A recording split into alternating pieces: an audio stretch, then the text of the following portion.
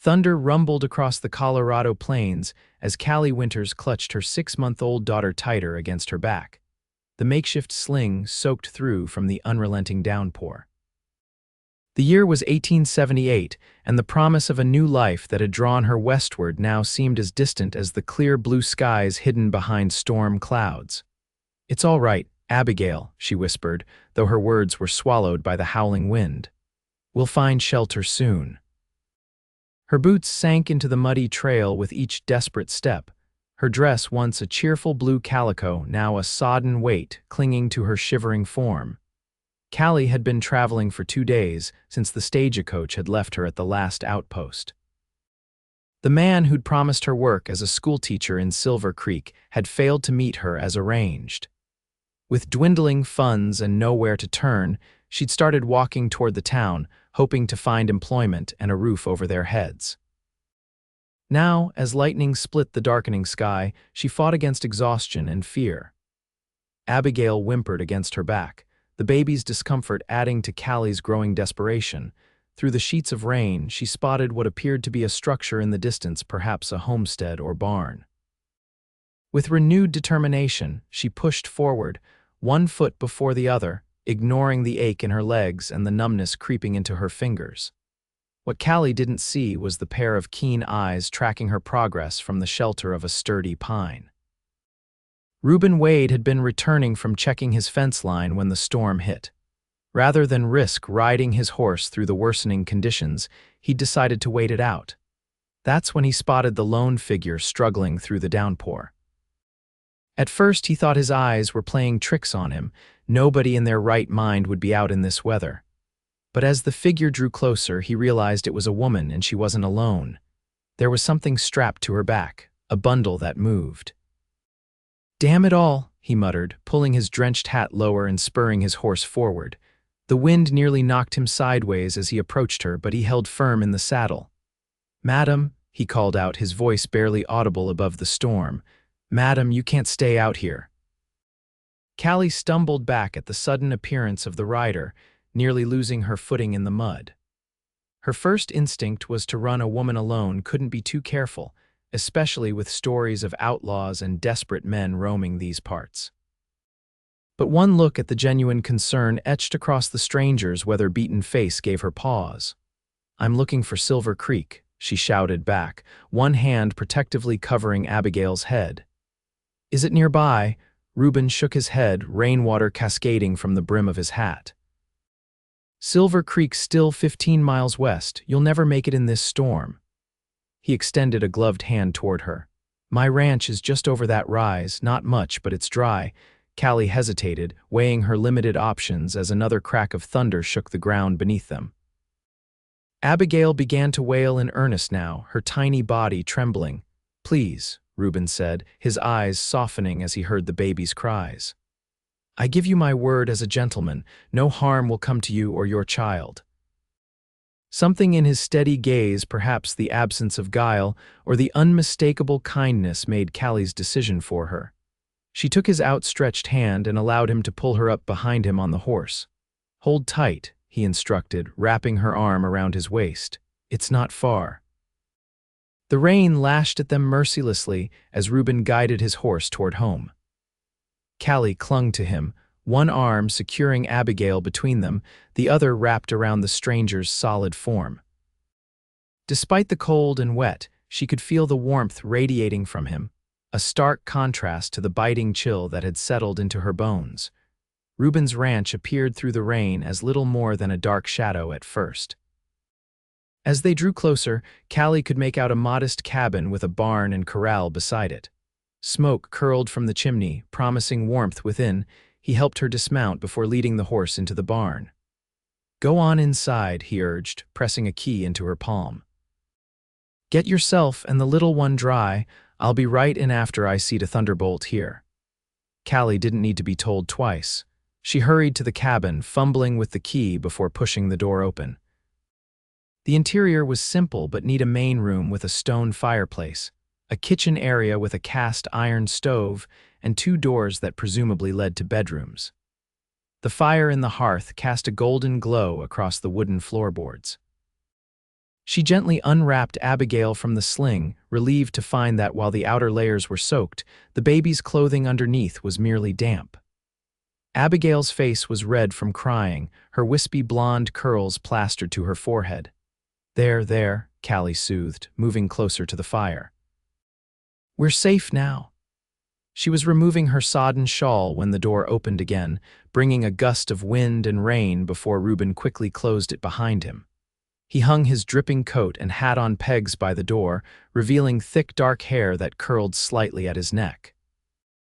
In the firelight, she could see he was younger than she'd initially thought, perhaps 30 or so, with a strong jawline softened by kind eyes the color of aged whiskey. "You two all right?" he asked, crossing to the stove where a pot sat warming. "Yes, thank you," Callie replied, suddenly aware of how bedraggled she must look. "I don't know what would have happened if you hadn't come along." Ruben nodded, seemingly uncomfortable with the gratitude. Nobody should be out in weather like this, especially not with a little one. He gestured to a door on the right. "There's a bedroom through there. You'll find some towels in the chest," and he paused, considering, "My late mother's clothes are still in the wardrobe. Help yourself to anything that fits. They're going to waste otherwise." Callie felt a lump form in her throat at the unexpected kindness. "I couldn't possibly, please," he interrupted gently. "She'd have wanted them used, and your little girl needs her mama warm and dry." With a grateful nod, Callie retreated to the bedroom, finding it simply furnished with a bed, wardrobe, and chest of drawers. She quickly dried Abigail, relieved to find clean cloths in the chest that could serve as diapers. After changing the baby, she laid her on the bed, surrounding her with pillows before turning her attention to her own soaked garments. The wardrobe held several dresses, slightly outdated in style but well made. She selected a simple blue dress that looked close to her size and quickly changed, relishing the feel of dry fabric against her skin. A brush on the dresser helped her tame her tangled auburn hair, which she braided and pinned up as best she could without a mirror. By the time she returned to the main room with Abigail in her arms, Ruben had set out bowls of steaming stew and slices of bread on the small table. "It's nothing fancy," he said, pulling out a chair for her, "but it's hot." "It smells wonderful," Callie replied honestly, settling Abigail in her lap. The baby had calmed considerably, her blue eyes wide as she took in the new surroundings. As they ate, Callie explained her situation, the promise of employment that had drawn her from her hometown in Illinois after her husband's death, the lack of funds that now left her stranded, and her determination to provide a better life for her daughter. "Silver Creek's a decent town," Ruben said thoughtfully, "but I haven't heard anything about them looking for a schoolteacher. Though," he added, seeing her face fall, "that doesn't mean they aren't. I don't get into town much these days." "What about you?" Callie asked, curious about the man who had so readily offered sanctuary to strangers. "Have you been in these parts long?" Ruben's gaze drifted to the window, where rain continued to lash against the glass. "Born and raised. This was my parents' place. Pa died when I was 16, and Ma followed 5 years back. Been on my own since then." There was a simplicity to his statement that spoke volumes about the life he'd led, one of hard work and solitude. Callie felt a pang of empathy for this quiet man who lived alone in this vast wilderness. "Well, we're very grateful for your hospitality, Mr. Wade," she said softly. "Once the storm passes, we'll be on our way and trouble you no further." Something flickered across his features. Was it disappointment? But it was gone before she could be certain. "No trouble at all, Mrs. Winters." "And please call me Ruben." "Callie," she offered in return. That night, after Ruben insisted she take the bedroom while he slept on a pallet by the fire, Callie lay awake listening to the storm rage outside. Abigail slept peacefully beside her, untroubled by the thunder that had frightened her earlier. In the safety of this stranger's home, Callie allowed herself to acknowledge how close to disaster they had come. Had Ruben not found them when he did, she pushed the thought away. Providence had intervened, sending this quiet, decent man to their aid. Tomorrow, when the storm cleared, they would continue on to Silver Creek and whatever future awaited them there. But for tonight, at least, they were warm, dry, and safe. Morning arrived with unexpected brightness. The storm had passed during the night, leaving behind a washed, clean world that sparkled in the early sunlight. Callie woke to the sound of activity in the main room, the clatter of cookware, and the rich aroma of coffee. After feeding and changing Abigail, she emerged to find Ruben at the stove, his back to her as he turned strips of bacon in a cast iron skillet. He'd clearly been up for some time. His hair was damp from washing, and he wore a fresh shirt tucked into worn but clean denims. "Good morning," she said, causing him to turn. For a moment he simply looked at her, something unreadable in his expression. Then he smiled, a genuine lifting of his lips that transformed his serious face. "Morning. Hope you slept well." "Better than I expected to," she admitted, settling Abigail on her hip. "The storm didn't wake either of us." "Roof's solid," he said with quiet pride. "Pa built it to last." He gestured to the table, already set with plates and mugs. "Breakfast is almost ready. Not much bacon, eggs, and biscuits, but it'll keep you going." As they ate, Ruben seemed more at ease than he had the previous evening, asking gentle questions about Abigail and offering small insights into ranch life. When Callie inquired about the journey to Silver Creek, however, his demeanor shifted subtly. "Road'll be muddy after all that rain," he said, frowning into his coffee. "Might be best to wait another day for it to dry out some. Town's not going anywhere." Callie hesitated. While the suggestion made practical sense, she was acutely aware of imposing on his solitude. "I wouldn't want to overstay our welcome." "You're not," he said quickly, then cleared his throat. "Truth is, it's nice having company, gets quiet out here." The simple admission touched her. "Then we'd be happy to stay another day if you're certain." The relief on his face was unmistakable. "Good, that's good." After breakfast, Ruben offered to show her around the ranch. With Abigail secured in the sling across her chest, Callie followed him outside, where the air was fresh and cool after the storm. The ranch was modest, but well-maintained. A small herd of cattle grazed in a distant pasture. A vegetable garden stretched beside the cabin, and chickens scratched contentedly in a fenced yard. "It's not much compared to some of the big spreads," Ruben said as they walked, "but it's enough for one man." "I think it's wonderful," Callie replied honestly.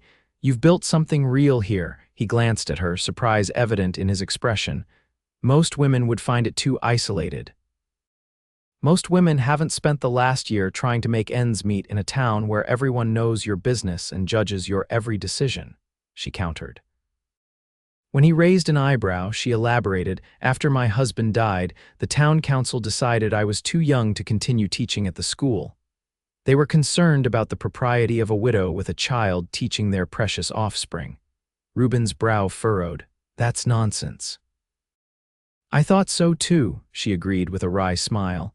"But they held the power, not me, so when the letter came offering a position in Silver Creek, it seemed like a sign." They paused at the corral where Thunderbolt and a chestnut mare grazed on fresh hay. Ruben leaned against the fence, his gaze distant. "People can be cruel without meaning to be. They get set in their ways, afraid of anything different." "You don't seem afraid of differences," Callie observed. He shrugged. "Ma used to say God doesn't make mistakes." "If he made us all different, must be a reason for it." The simplicity of his faith touched her. Here was a man who lived by his own code, unbothered by the conventions that had constrained her life in town. As the day progressed, Callie found herself drawn to Ruben's quiet strength and unassuming kindness. He showed her how to collect eggs without upsetting the hens, pointed out the best wild strawberry patches that would bear fruit in a few weeks' time, and even fashioned a small cradle for Abigail from a wooden crate lined with soft blankets.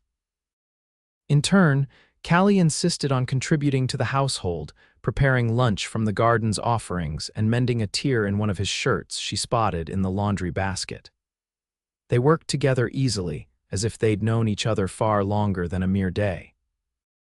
That evening, as they sat on the porch watching the sunset paint the sky in brilliant oranges and pinks, Abigail asleep in her makeshift cradle, Callie felt a sense of peace she hadn't experienced since before her husband's passing. "I've been thinking," Ruben said after a comfortable silence. "If things don't work out in Silver Creek with the teaching position and all, you could come back here. Until you find something else, I mean. The offer hung in the air between them, weighted with unspoken possibilities.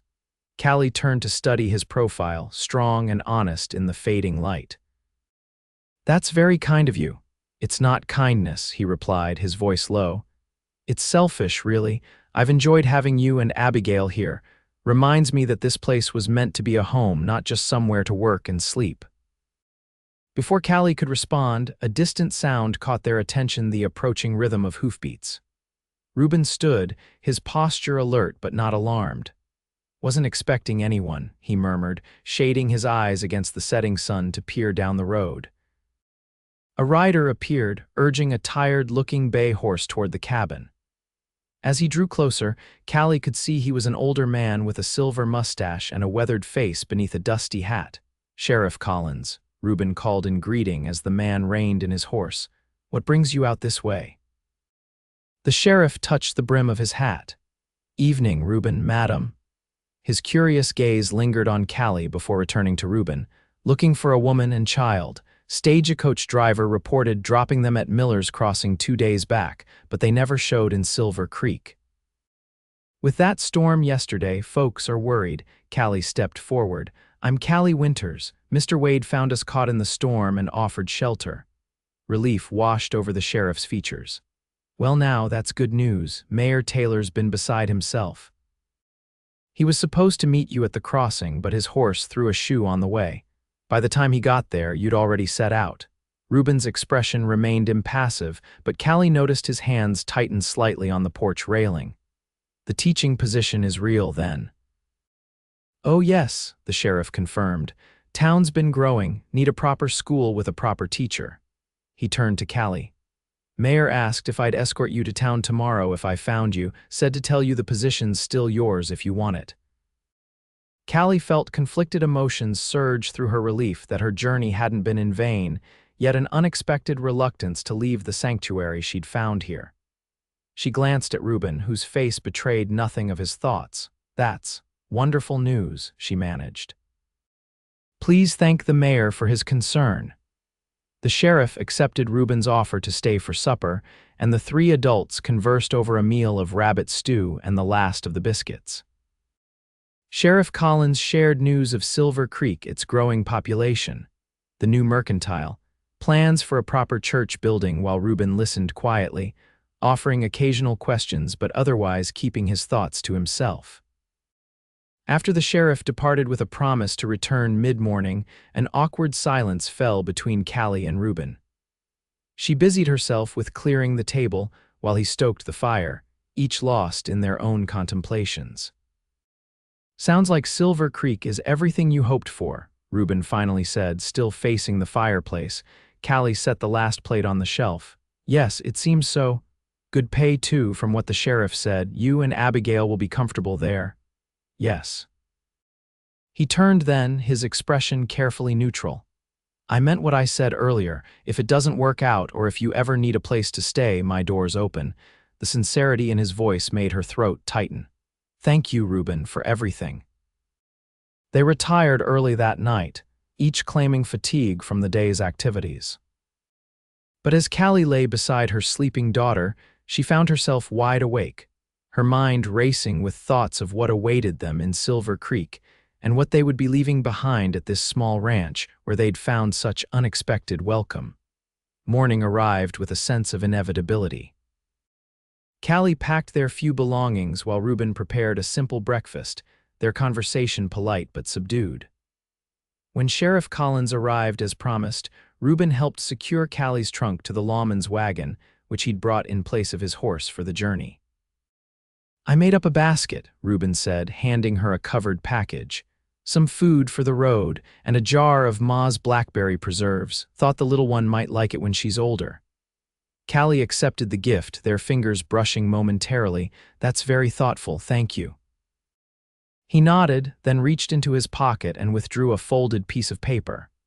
"Wrote down the ranch's location, in case you ever want to write or visit." The sheriff cleared his throat discreetly from the wagon's seat, reminding them of his presence. With a final glance at the cabin that had sheltered them from the storm, Callie allowed Ruben to help her and Abigail onto the wagon.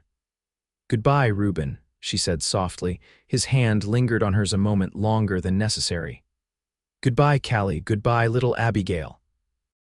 He stepped back, his tall figure straight and proud against the backdrop of his ranch. Safe travels. As the wagon pulled away, Callie found herself looking back until Ruben and his cabin were nothing but distant specks on the horizon.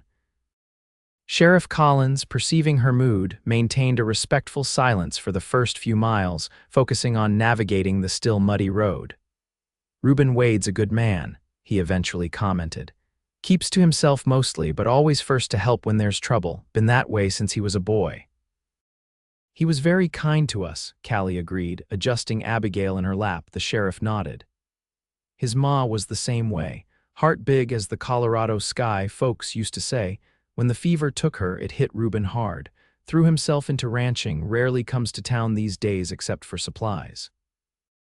Callie absorbed this information, adding it to what little she knew of the quiet rancher who had opened his home to them. "Has he ever been married, Ruben?" "No," the sheriff chuckled. "Not for lack of interest from some of the local girls, mind you, just never seemed to find the right one. Or maybe he did, and she didn't see what was right in front of her." The pointed remark wasn't lost on Callie, but she chose not to acknowledge it directly.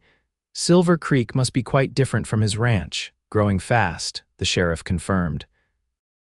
"Nowhere near as big as Denver, of course, but we've got most everything a body needs these days. You'll be comfortable there." Comfortable, Callie thought, but would she be happy? The question lingered as they continued their journey, the landscape gradually changing from open prairie to more settled farmland. Silver Creek came into view shortly after midday, a bustling town nestled in a valley, with a main street lined with businesses and side streets of neat houses. It was larger than Callie had envisioned, with a proper church steeple rising above the other buildings and what appeared to be a schoolhouse on the edge of town. "Here we are," Sheriff Collins announced with evident pride. "Population 400 and growing. We've even got a hotel now, though the mayor's arranged for you to board with Widow Jenkins until you get settled." As they drove down the main street, Callie took in the sights: a general store with a colorful display of goods in the window, a barber shop, a dressmaker's shop, and what appeared to be a small restaurant. People moved along the boardwalks with purpose, stopping to chat or conduct business. It was undeniably a thriving community. The sheriff pulled up in front of a two-story building with a sign proclaiming it the town hall. "Mayor's office is inside. He'll want to welcome you personally." Mayor Taylor proved to be a jovial man in his 50s, profusely apologetic about the miscommunication that had left Callie stranded. He explained the teaching position in detail: 20 children ranging from 6 to 14 years old, lessons 5 days a week, and a salary that was indeed generous for a town of Silver Creek's size. "The schoolhouse has living quarters attached," he explained, "but they're being renovated at present. Should be ready in a month or so. Until then, Mrs. Jenkins has a spare room she's happy to rent to you and your daughter." Callie expressed her gratitude, and within the hour, she found herself settled in the widow's comfortable home, Abigail napping in a borrowed cradle while Mrs. Jenkins, a kindly woman in her 60s, prepared tea. "It's so nice to have company, Mrs. Jenkins chatted as she arranged cookies on a plate. "Been on my own since Mr. Jenkins passed 4 years ago. The house gets quiet, you know." The comment echoed Ruben's words so closely that Callie felt a pang of remembrance. "Yes," she said softly, "I imagine it does." The next few days passed in a whirlwind of activity as Callie was introduced to her future pupils and their parents, shown the schoolhouse where she would teach, and gradually integrated into Silver Creek's social fabric. Everyone was welcoming, and several mothers with young children offered to watch Abigail during school hours once classes began. By all accounts, Callie had found exactly what she'd been seeking: employment, security, and a community that valued education. Yet each night, as she prepared for bed in Mrs. Jenkins' spare room, she found her thoughts drifting back to the small ranch and the man who lived there alone. A week after her arrival in Silver Creek, Callie sat at Mrs. Jenkins' kitchen table, a piece of stationery before her and a pen in hand. She had started and discarded 3 attempts at a letter to Ruben, unsure what to say or how to express the mixture of gratitude and something deeper that she felt when thinking of him. "Having trouble with your letter, dear?" Mrs. Jenkins asked, settling into the chair opposite with her knitting. Callie sighed. "I'm trying to thank someone properly, but the words don't seem adequate." "Ah," the older woman nodded sagely. "This would be the rancher who took you in during the storm. Sheriff Collins mentioned him. Yes, Mr. Wade. Ruben was very kind to us." Mrs. Jenkins' needles clicked rhythmically. "Sometimes the simplest words are best. Just speak from your heart." Taking the advice, Callie began again, describing Silver Creek, her new position, and how Abigail was thriving. She expressed her gratitude once more for his hospitality and inquired about life at the ranch since their departure. It was a friendly letter, proper in all respects, yet as she signed her name, she felt it somehow failed to convey what she truly wanted to say. Nevertheless, she sealed the envelope and addressed it carefully, using the directions Ruben had provided. The next day, she entrusted it to the mail carrier who served the outlying ranches once a week. Life in Silver Creek continued to unfold pleasantly. Callie began teaching, finding satisfaction in the eager faces of her pupils. Abigail, now 7 months old, charmed everyone she met and was doted upon by Mrs. Jenkins and several other grandmotherly types in town. Invitations to Sunday dinners and social gatherings arrived regularly, and Callie found herself making friends among the other young women in the community. Yet despite the warm welcome and busy days, she often caught herself scanning the street whenever she was in town, half hoping to glimpse a tall figure with kind eyes and an honest face. Each time the mail carrier returned, she inquired whether there was a response to her letter, trying to hide her disappointment when the answer was negative. "You seem a bit distracted lately, Mrs. Winters," Mayor Taylor commented one afternoon as she left the schoolhouse. "Is everything satisfactory with your position?" "Oh yes," she assured him quickly. "The children are wonderful and everyone has been so kind," he nodded, pleased. Good, we're fortunate to have found such a qualified teacher." He hesitated, then added, "I've noticed young Mr. Peterson from the bank has been particularly attentive at church services." Callie felt a flush rise to her cheeks. The banker's son, a pleasant if somewhat dull young man, had indeed made his interest clear, offering to carry her books and engaging her in conversation whenever possible. "Mr. Peterson has been very polite," she acknowledged neutrally. The mayor smiled. "He's a fine young man from a good family, solid prospects. A widow with a child could do far worse." The implication was clear. The town's leadership approved of the potential match and was subtly encouraging it. Callie murmured something noncommittal and excused herself, troubled by the conversation. That evening, as she sat on Mrs. Jenkins' porch enjoying the cool evening air while Abigail slept inside, her thoughts returned to Ruben. What was he doing at this moment?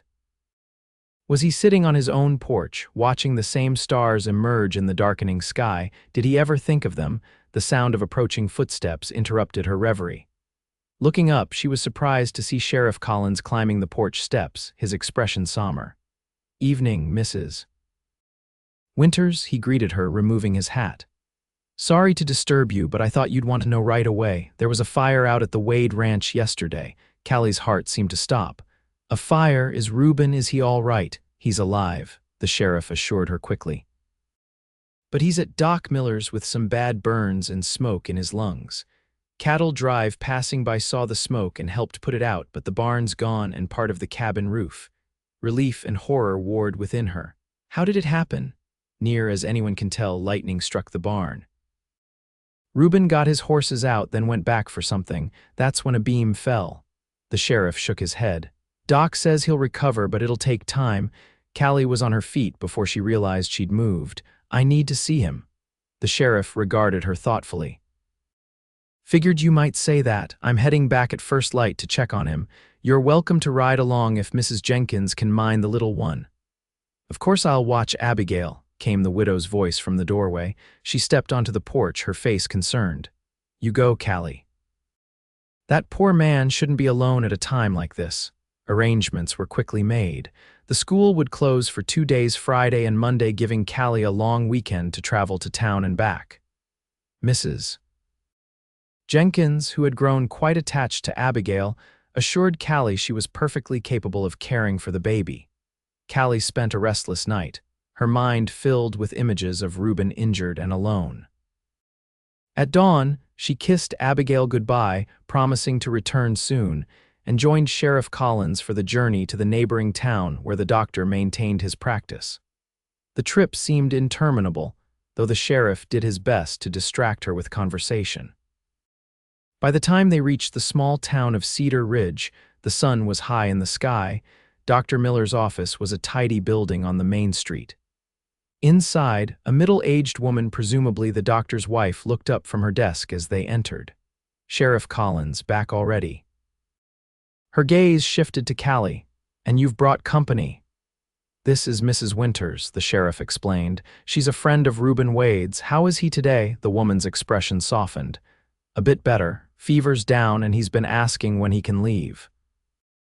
"My husband says not for at least another week, but you know how men are stubborn as mules." Callie stepped forward.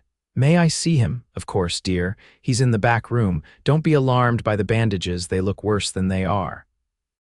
With a nod of thanks, Callie followed the woman's directions, her heart pounding as she approached the door at the end of a short hallway. She knocked softly before entering.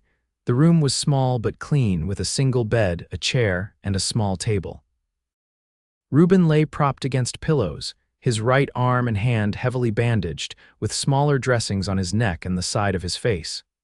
His eyes were closed, his breathing rough but steady. Callie moved quietly to the bedside, taking in the sight of this strong man rendered vulnerable by injury. Despite the bandages and pallor, the essential Ruben remained: the straight brow, the firm mouth, the quiet dignity even in repose.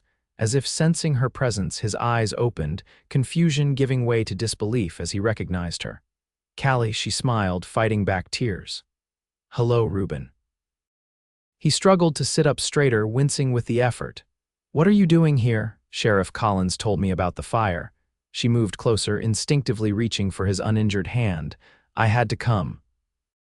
Ruben stared at their joined hands, then back at her face, as if he couldn't quite believe she was real. "You left your teaching position, and Abigail—" "It's just for a few days. Abigail is with Mrs. Jenkins, who's completely smitten with her." Callie squeezed his hand gently.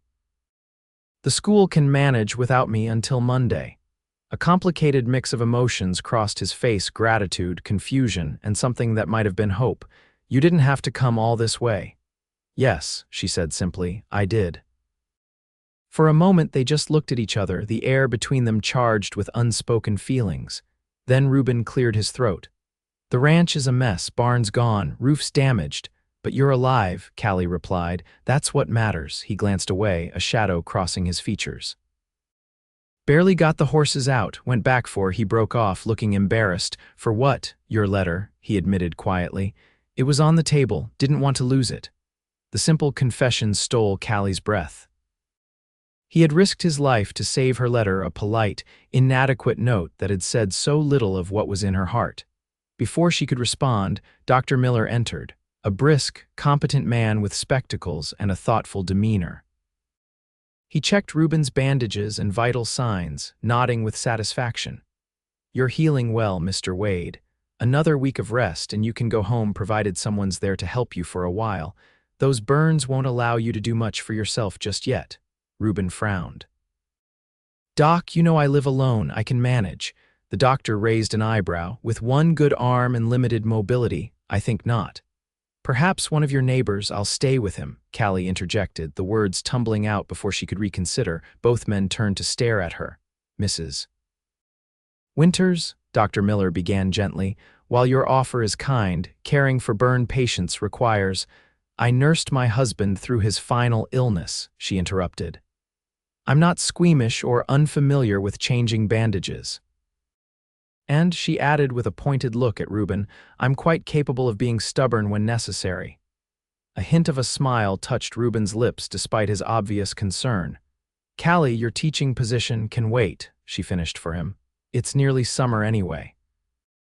Mayor Taylor has been hinting that the school will close for a month once planting season is in full swing. Dr. Miller glanced between them, considering. Well, it would be preferable to having him alone at that isolated ranch, but Mrs. Winters, you should know what you're volunteering for.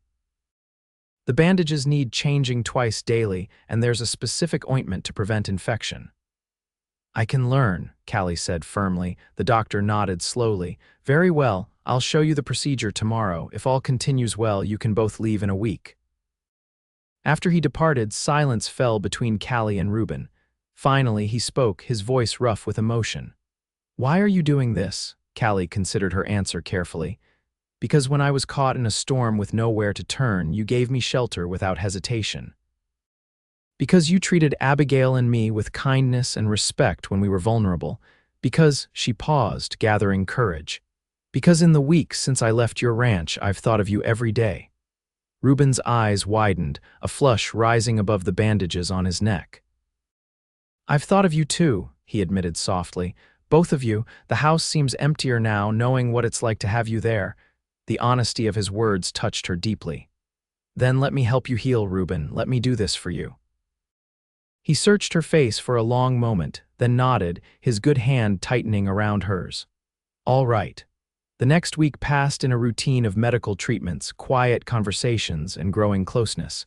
Sheriff Collins returned to Silver Creek with a message for Mrs. Jenkins explaining the change in plans, and to Callie's relief, the widow sent back a cheerful note assuring her that Abigail was thriving and that she should take all the time needed to help that poor brave rancher. Dr. Miller proved to be an excellent teacher, showing Callie how to clean and dress Ruben's burns properly. The injuries were painful but healing well, with no signs of infection. Each day, Ruben grew stronger, though he chafed at the enforced inactivity. Never been good at sitting still, he confessed one afternoon as Callie changed the bandage on his arm. Always been work from sunrise to sunset. You need to heal properly, she reminded him. Otherwise, you'll end up right back here. He grimaced but didn't argue, submitting to her ministrations with remarkable patience. As she worked, Callie was acutely aware of his gaze following her movements, of the gentle way he thanked her for each small kindness, of the quiet conversations that stretched into the evenings. They spoke of their childhoods, his on the ranch with parents who taught him to value honesty and hard work, hers in a small Illinois town where her father had been the local doctor. They discussed books they had read, sharing a surprising number of favorites. Ruben described his dreams for the ranch expanding the herd, perhaps adding more crops, while Callie shared her hopes of giving Abigail opportunities she herself had never had. On the day Dr. Miller declared Ruben fit to return home, they prepared for the journey with mixed emotions. The doctor provided ample supplies for continuing treatment and strict instructions for Ruben's ongoing care. Remember, no heavy lifting for at least another 2 weeks, he cautioned. And Mrs. Winters, don't let him bully you into allowing him to do more than he should. Callie smiled.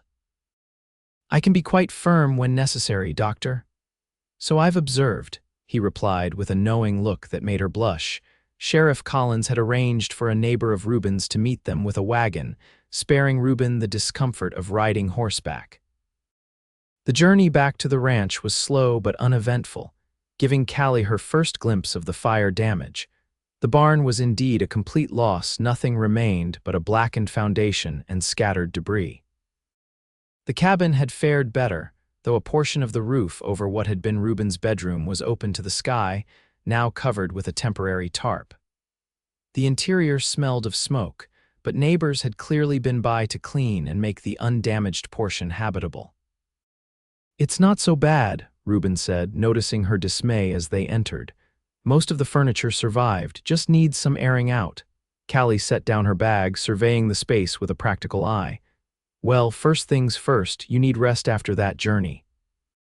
The sofa looks untouched. You can sleep there while I make up a proper bed in the spare room. To her surprise, Ruben didn't protest, allowing her to help him settle comfortably before she began setting the cabin to rights. By evening, she had aired out the spare bedroom, prepared a simple meal from the supplies the neighbors had stocked, and begun a list of what would be needed in the coming days.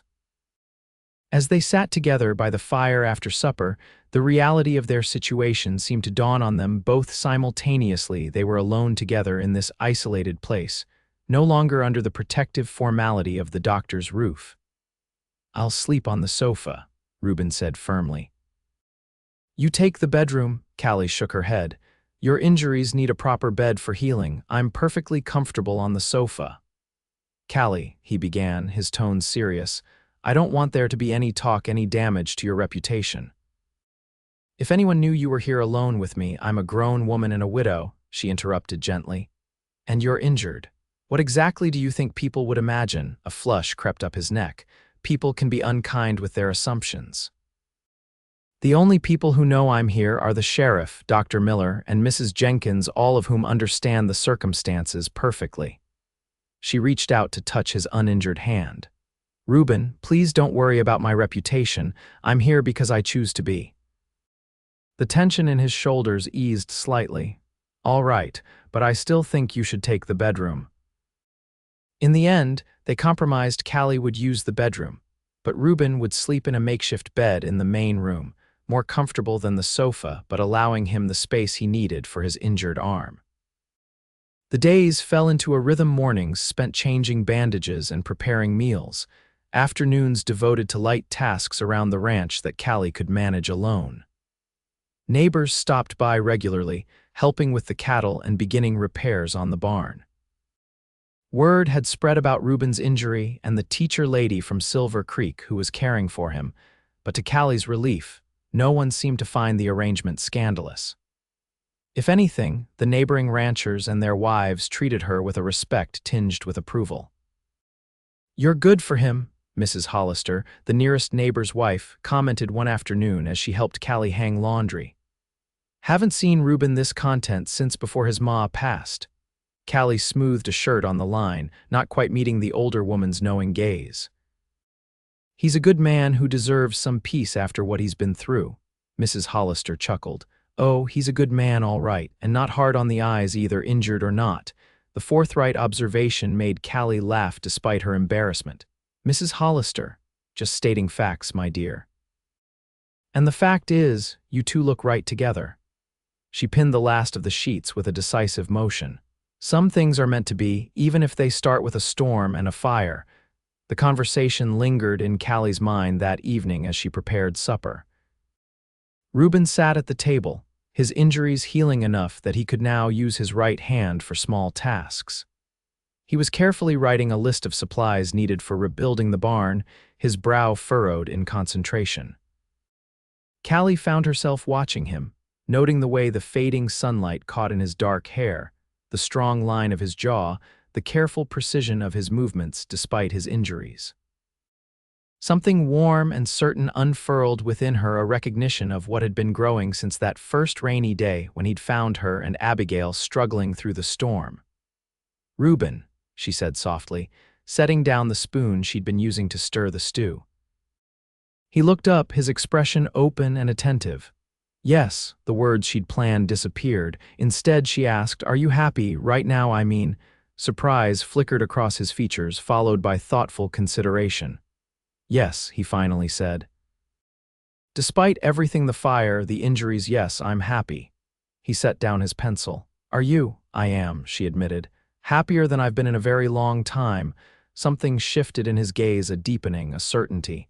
"Because of Silver Creek, your teaching position." Callie shook her head slowly. "No, because of you." The words hung between them, honest and unadorned. "Because when I'm with you, I feel like I've found something I didn't even know I was looking for." Ruben stood, wincing slightly at the movement but crossing to her nonetheless.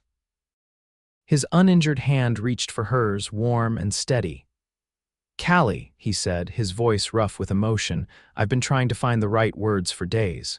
I'm not good at this, at saying what I feel, but when you and Abigail were here, this place felt like a home again.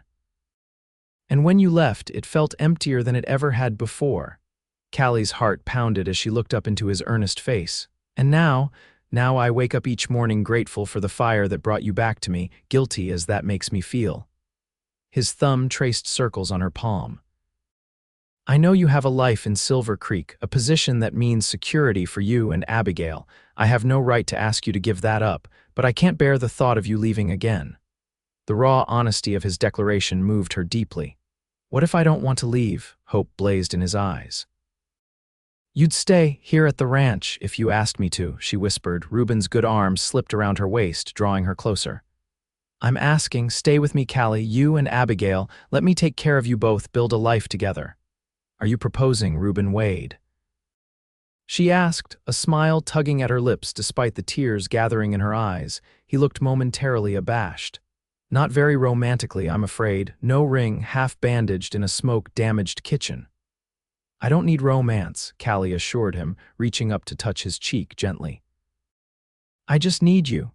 The kiss that followed was tentative at first, mindful of his injuries, but quickly deepened into something that spoke of longing finally fulfilled, of two souls recognizing their match. When they finally drew apart, both were breathless. "Is that a yes?" Ruben asked, his forehead pressed against hers. Callie laughed, joy bubbling up from somewhere deep inside her. "Yes, yes, I'll stay. Yes, I'll marry you. Yes to all of it." The stew nearly burned as they stood in each other's arms, planning their future together.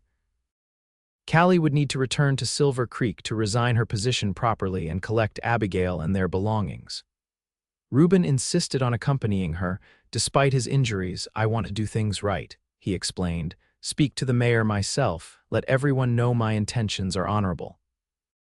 That night, as they sat on the porch watching the stars emerge, Ruben's arm around her shoulders and her head resting against him, Callie marveled at the journey that had brought them to this moment. "What are you thinking?" Ruben asked, pressing a kiss to her hair. "About storms," she replied. "About how sometimes the things that seem most frightening can lead us exactly where we need to be." He nodded, understanding. "I'd been alone so long, I'd forgotten what it was like to share my life with someone. Then I saw you in that rain, with Abigail on your back, and something just shifted." "For me too," Callie admitted. "Even when I reached Silver Creek, something felt missing. I kept looking for you in every crowd." Ruben's arm tightened around her. "You won't have to look anymore. I'll be right beside you." The journey to Silver Creek 3 days later caused quite a stir. Ruben, still bandaged but determined to present a respectable figure, had borrowed a neighbor's buggy for the trip. They arrived at Mrs. Jenkins' house in the early afternoon, where Abigail's excited squeal upon seeing her mother brought tears to Callie's eyes. "Oh, she's grown so much in just these few weeks," Callie exclaimed, cradling her daughter close. "Babies do that," Mrs. Jenkins replied with a smile. Then, noticing Ruben standing somewhat awkwardly in the doorway, she extended her hand. "You must be Mr. Wade." "I've heard quite a bit about you, young man." Ruben shook her hand gently. "Madam, thank you for caring for Abigail. She's been a joy," the widow assured him, her shrewd eyes taking in the way he looked at Callie and the child. "But I suspect you're not here just to collect them for a visit back to your ranch." Callie smiled, reaching for Ruben's hand. "No, we're not. Mrs. Jenkins, Ruben has asked me to marry him, and I've accepted." The older woman's face lit up with genuine pleasure. "Well now, that's the best news I've heard in ages.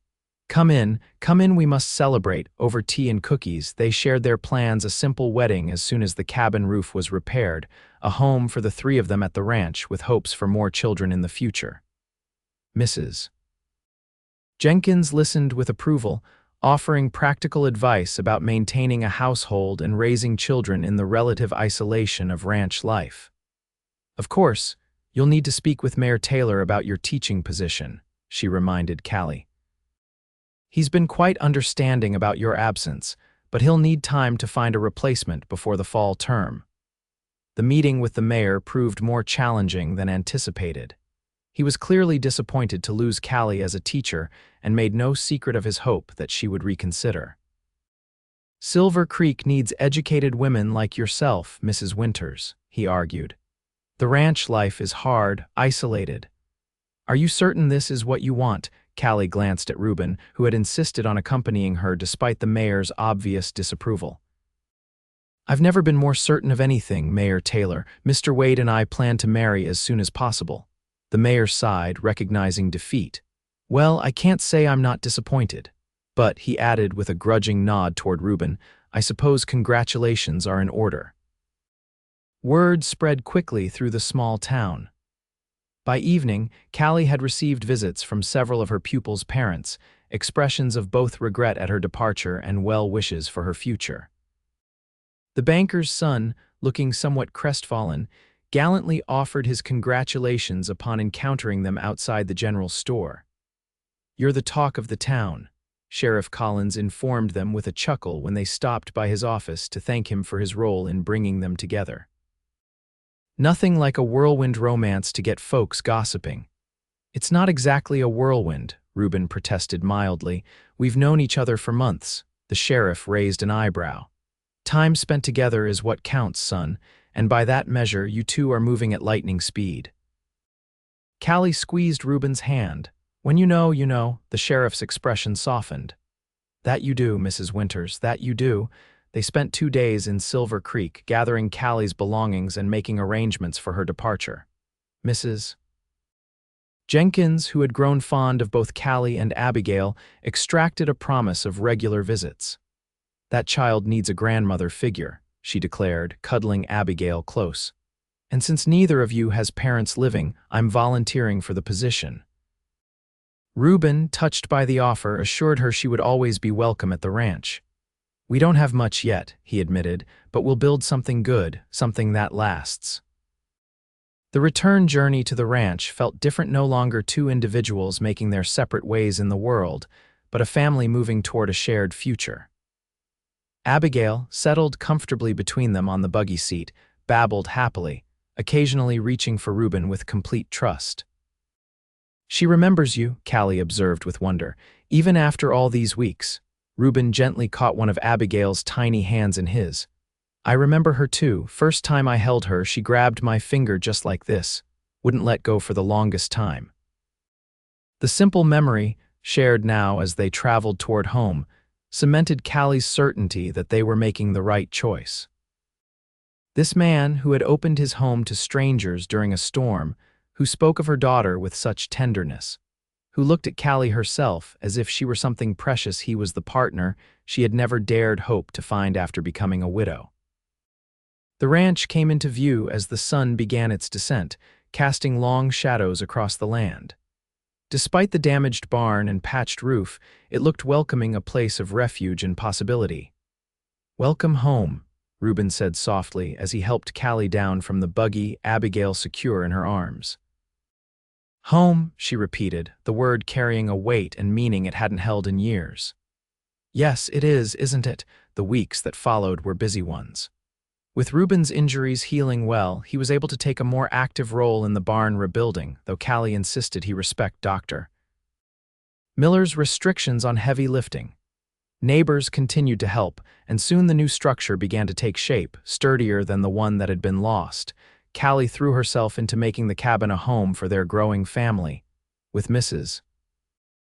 Hollister's help, she planted a larger vegetable garden, put up preserves for the coming winter, and sewed curtains for the windows from fabric purchased in Silver Creek. The smoky smell gradually dissipated as she scrubbed and aired each room, replacing it with the scent of baking bread and fresh linens. Abigail thrived in the ranch environment, crawling everywhere with determined energy and pulling herself up on furniture in early attempts at standing. Ruben built her a sturdy playpen for the times when both adults needed to work outside, but more often than not, he would simply carry her with him on his rounds, pointing out cattle and horses, teaching her the names of birds and plants. She's going to be a rancher's daughter through and through, Callie commented one evening, watching as Abigail fell asleep in Ruben's arms, exhausted from a day of exploration. And a teacher's daughter, he reminded her. Best of both worlds. As Ruben's recovery progressed and the major repairs to the ranch neared completion, they began planning their wedding in earnest. Neither wanted an elaborate affair, just a simple ceremony with their closest neighbors and friends present. What about Silver Creek? Ruben asked one evening as they discussed the guest list. Anyone there you'd like to invite, Callie considered. Mrs. Jenkins, of course, and perhaps Sheriff Collins, since he played such an important role in bringing us together. And the Reverend, Ruben added. Unless you'd prefer to be married by the circuit judge, she shook her head. No, I'd like Reverend Palmer to perform the ceremony. He was kind to me when I first arrived in Silver Creek. With the date set for the following month, invitations written, and arrangements underway, there was just one more matter to address. Callie brought it up one night after Abigail was asleep, as they sat together on the newly repaired porch.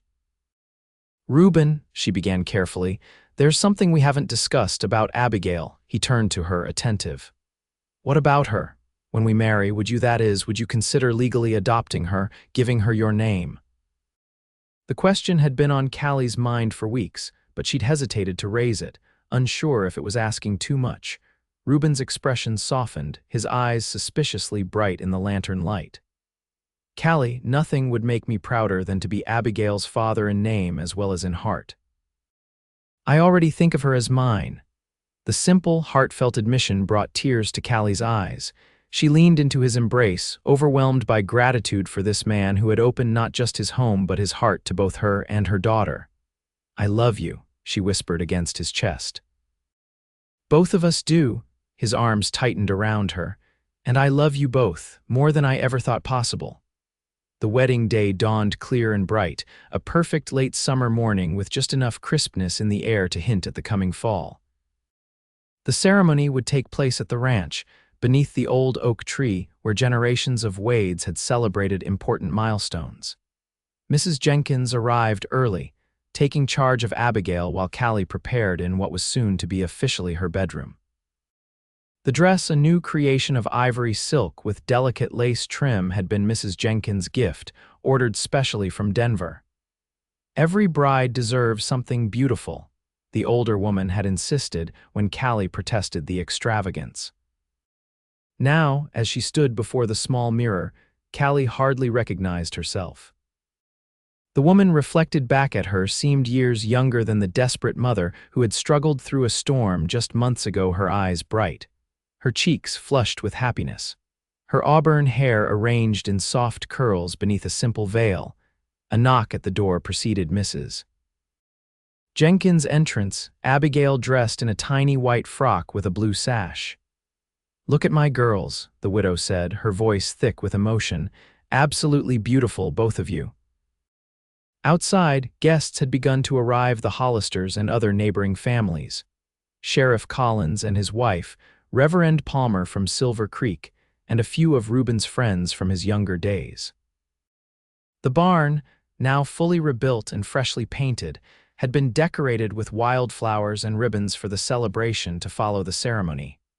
Ruben waited beneath the oak tree, looking both nervous and determined in his new suit.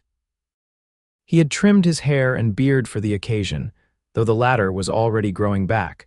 Much to Callie's secret pleasure, she preferred him looking like himself, not some polished town gentleman, as Mrs.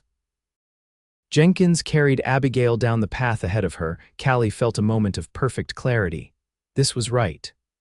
This was where she belonged. With Abigail in her arms and Ruben by her side, she had found not just shelter from a storm, but a home for her heart. Reverend Palmer's words were simple but meaningful as he joined their hands and led them through their vows. Ruben's voice was steady as he promised to love, honor, and cherish Callie and Abigail for all the days of his life. Callie's own voice wavered with emotion as she made the same promises in return.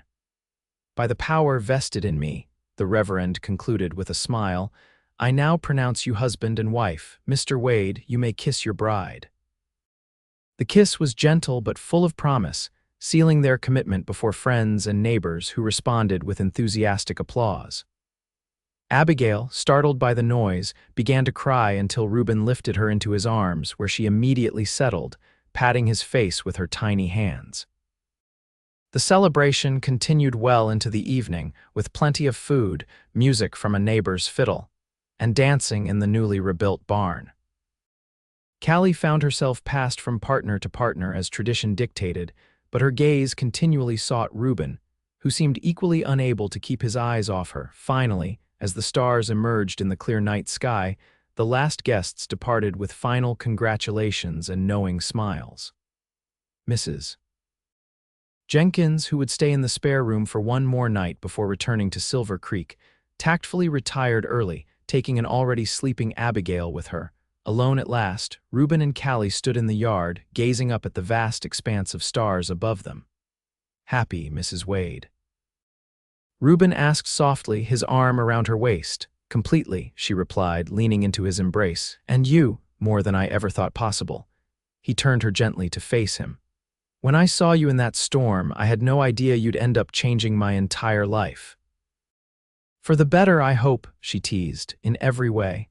His expression grew serious. "I promise you, Callie, I'll spend every day making sure you and Abigail never regret choosing this life with me." "We already know we won't," she assured him, rising on tiptoe to kiss him softly. "Now, husband, I believe it's time you showed me to our room." The years that followed brought changes both expected and surprising to the Wade Ranch. The cabin expanded as the family grew, first with the arrival of Robert Wade 9 months after the wedding, followed 2 years later by twin girls, Elizabeth and Mary. The original structure remained at the heart of the home, a constant reminder of where their journey together had begun. Callie never returned to formal teaching, but education remained important to her. She taught all 4 children their letters and numbers long before they were old enough for the schoolhouse that eventually opened 5 miles away. As they grew, the Wade children became known throughout the county for their intelligence and good manners, a credit, everyone agreed, to both their parents' influence. Ruben's ranch prospered through careful management and hard work. The cattle herd expanded, and with advice from an agricultural expert who visited the region, he diversified into crops that thrived in the Colorado soil. The modest operation that had sustained one man now comfortably supported a family of 6, with enough surplus to help neighbors during hard times. Mrs. Jenkins remained a frequent visitor, making the journey from Silver Creek whenever possible to spoil her grandchildren. When traveling became difficult for her as she aged, the entire Wade family would pack into their wagon and spend weekends in town, filling her house with laughter and stories of ranch life. One evening, as Callie and Ruben sat on their porch watching their children play in the yard, Abigail, now a capable 10-year-old, organizing some game with her younger siblings, Callie was struck by how far they had come from that stormy day when a desperate young widow had stumbled across a solitary rancher's path. "What are you thinking about?" Ruben asked, noticing her thoughtful expression. "About storms," she replied, echoing words she had spoken years before. "About how the things that seem most frightening can lead us exactly where we need to be." Ruben took her hand, his touch as reassuring and loving as it had been from the beginning. "Best storm I ever weathered," he said with a smile, "brought me everything I never knew I needed." As the sun set over their land, painting the sky in shades of gold and pink, Callie leaned her head against her husband's shoulder, content in the knowledge that the shelter they had found in each other had become a home built to withstand whatever life might bring, a testament to the love that had begun when a cowboy saw a woman caught in a storm with a baby on her back, and gave her not just shelter, but his heart.